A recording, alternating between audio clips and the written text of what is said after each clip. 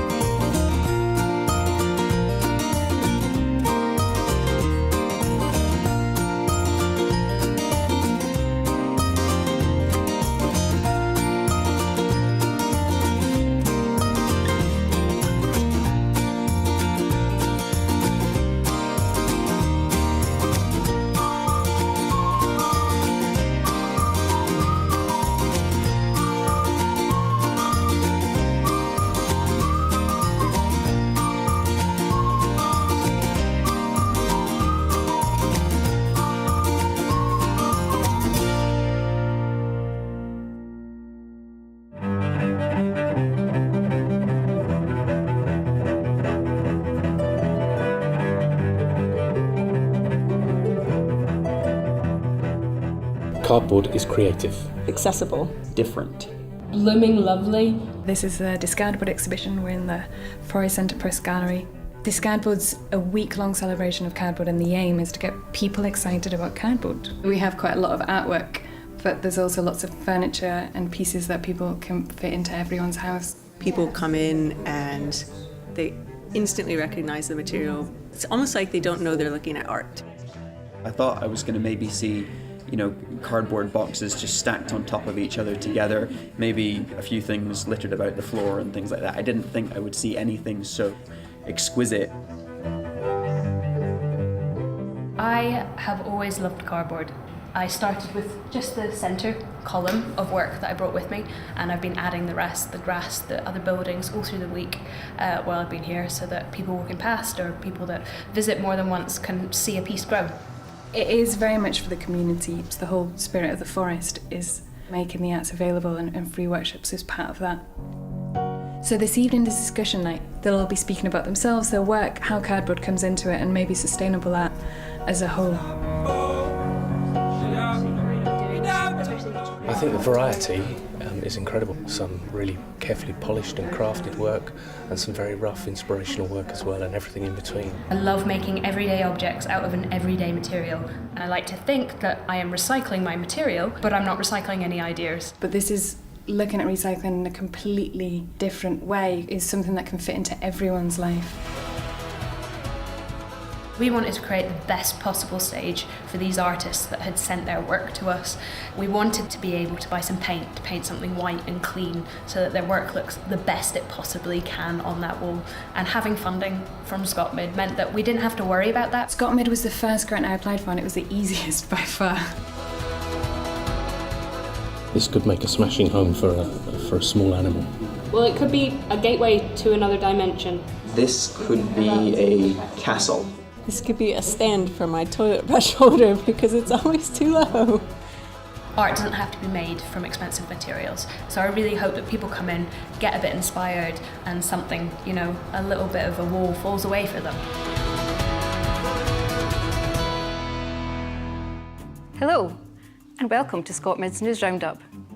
In the last year, the Society donated more than £250,000 to over 750 community groups and projects across the country. Young people from Alyth have been enjoying the great outdoors thanks to a grant from Scotmid, which has funded new tents and camping equipment. We launched new membership initiatives, including active member groups, a fantastic discount with David Urquhart Travel, and special offers to 500 members who are trialling our new membership card. The Society sponsored a UK-wide collaborative film highlighting the fantastic work of different cooperatives throughout the country to celebrate Cooperatives Fortnight 2013. Prostate Cancer UK is our charity partner this year. We're only halfway through our partnership, and already the enthusiasm and generosity of staff, members and customers has raised over £150,000. And finally, Preston Lodge High School Pipe Band from Preston Pans have been making a big noise in the world of piping, kitted out with new competition uniforms funded by a Scotmid community grant. And that's the Scotmid News Roundup.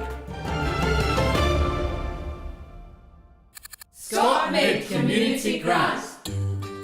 Hello from Westgate and Weardale, County Durham. Oh! We got funding for It's to restore our memorial clock. This helped us to build and To remember those who died in the First World War. Scotmid Community Grant.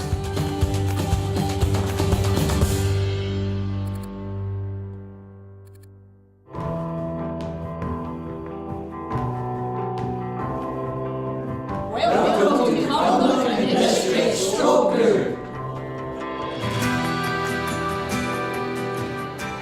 Cumnock Stroke Group is for people that have had a stroke and are getting back into rehabilitation, and we have different activities and just socialise.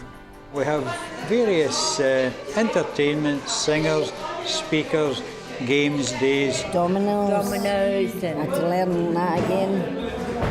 And there was bingo the last fortnight. We have a wee outing now and again, and I love that as well.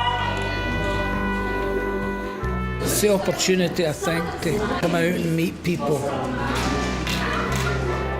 They're socialising with people that's in the same boat as them, that's had strokes as well. People understand you, and they're far more patient and not interrupting, no end sentences for you, that kind of thing. When folk come here, they're usually rather shy, a bit self-conscious, especially those who are unable to speak.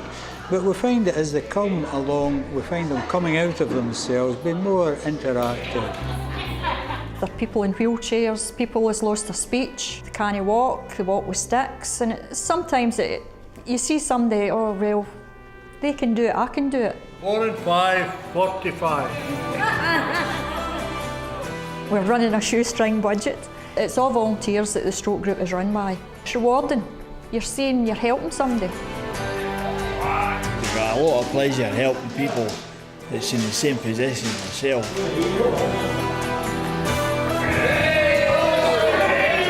A volunteer driver, I pick them up and bring them here. It's 14 years since I had a stroke myself. We got a grant for Scotmid of £300. We've spent the money in games, just to keep the mind ticking over. Now that all that stuff is our own, we can use it when we want, because we really didn't have anything before. Cumnock Stroke Group is very sociable, happy people, and we like to make things better for folk. You see somebody happy, it's at least part of the way they're into recovery.